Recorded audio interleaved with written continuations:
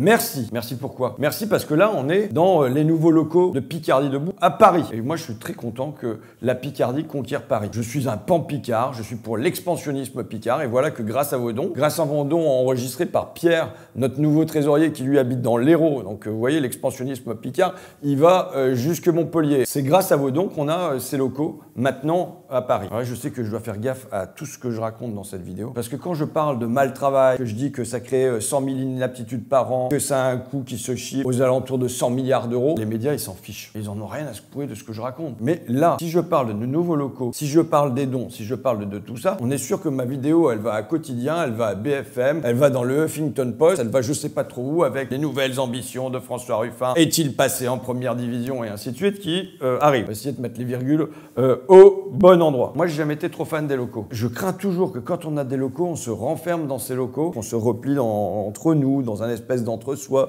bien confortable, de militants qui pensent tous pareil, plutôt que d'aller se projeter vers l'extérieur. À Fakir, les seuls locaux qu'on a eu pendant des années, peut-être pendant 10 ans, ça a été chez moi, une chambre qui servait de bureau, de rédaction, de tout ça. Du coup, on donnait rendez-vous dans les bistrots. Quand tu donnes rendez-vous dans les bistrots, tu rencontres les patrons de bistrot, il y a un client qui passe, il y a un mec qui joue au loto, t'entends des trucs et ça te fait des sujets. Maintenant, on a des locaux. Et d'ailleurs, tu sais... qui était dans ces locaux-ci? C'était une start-up. C'était une start-up qui faisait de la location de jets privés. Le premier truc qui est supprimé dans les 24 heures où on arrive, c'est les jets et leur location. Donc bon, ils sont partis. Ils nous ont même laissé les meubles quand même, c'est sympa. On n'a pas eu à acheter les meubles, ça nous a été fourni par le locataire d'avant. Mais ce qui est le plus important, c'est pas les meubles, c'est ce qu'il y a autour des meubles. Et c'est pour ça que les locaux, c'est une chose, mais ce qui compte, c'est les gens qui l'animent. Et donc, il y a Camille, qui est coordinatrice générale de Picardie Debout. Coucou Camille. Elle tourne la tête, elle veut bosser, elle ne veut pas être vue à l'écran et tout ça, c'est comme ça. Et il y a Robin qui bossait déjà à Picardie Debout, mais qui n'avait pas de bureau, on dirait un SBF sans bureau fixe. Et bien maintenant, il a un bureau fixe qui lui permet de se poser, qui lui permet de se concentrer et qui permet aussi que ici on reçoive des gens qui nous aident à penser, à réfléchir ensemble, comment se structurer, comment s'organiser. Ah ça y est, si je dis comment se structurer et comment s'organiser, on voit les sous-titres de Quotidien et du Huffington Post. On a besoin de tout ça parce qu'il y a une disproportion qui est évidente entre toutes les bonnes volontés de militants, d'étudiants, de syndicalistes, mais aussi, bizarrement, des fois on se dit, de hauts fonctionnaires, d'ambassadeurs qui veulent nous aider, qui veulent nous apporter, notre capacité à structurer ça, à organiser ça, à accueillir toutes ces bonnes volontés. Et donc c'est bien ça l'enjeu. Le but, il est simple et il est toujours le même quasiment depuis 20 ans. Il s'agit de vaincre la résignation. Et aujourd'hui,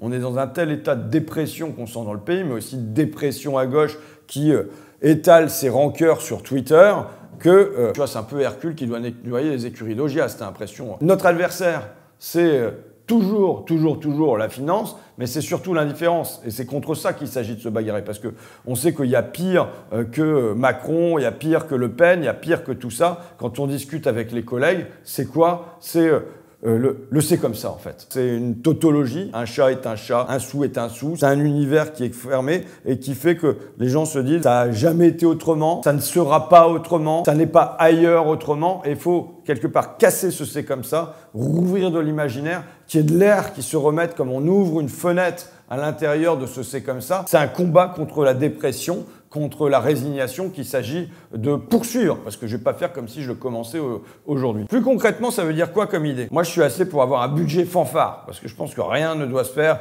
sans fanfare, sans la musique qui fait chanter les cœurs. À quoi sert la gauche si elle ne fait pas danser? À quoi sert la gauche si elle ne fait pas espérer? À quoi sert la gauche si elle ne fait pas rêver? À quoi sert la gauche si elle rouvre pas l'imaginaire? À quoi sert la gauche si elle s'enferme dans des guéguerres? Voilà ce qu'on doit porter. Alors concrètement, ça veut dire quoi? Je pense qu'on doit recommencer une campagne sur les auxiliaires de vie, puisque Borne nous a dit que peut-être, sans doute, au deuxième semestre, machin bidule, il y aurait une loi grand âge. Oui, on doit recommencer ça pour que ce métier populaire se sente défendu, incarné. Autre campagne, combat, c'est comment mettre de la démocratie dans l'entreprise, comment faire pour qu'on lutte contre ce fléau, le mal-travail, des 100 000 inaptitudes et des 100 milliards d'euros par an, d'après Xavier Bertrand, ministre du Travail, et mener des campagnes qui raniment, qui ravivent le pays. Je le redis, disproportion entre les moyens que nous avons, de salariés ici, nos petits locaux à Paris, et la mission qui est la nôtre, qui est d'allumer une lumière au bout du tunnel et de la maintenir allumée et que ça serve de point de repère dans les temps présents qui, on va le dire, dehors sont pas forcément joyeux. Hein. Et donc, bah voilà, remettre de la joie dans tout ça. Donc un grand merci à ceux qui ont donné, un grand merci aussi à ceux qui vont donner, parce que bon, c'est la fin de l'année. Je rappelle que les dons sont défiscalisés aux 2/3. Ça y est, c'est la page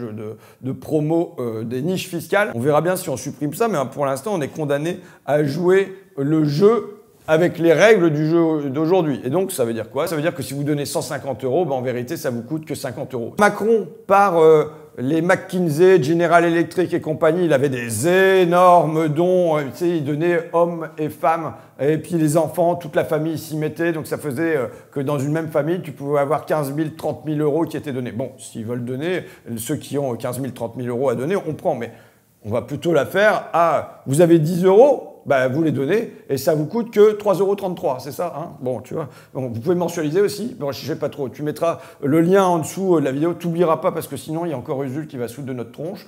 T'oublieras pas, Sylvain, de mettre le lien en bas de la vidéo pour toutes les infos sur les dons et tout ça. À nouveau, un grand merci à tous ceux qui nous permettent d'être ici. Et puis quoi? Et puis à la fin, c'est nous qu'on va quoi? Gagner. Voilà.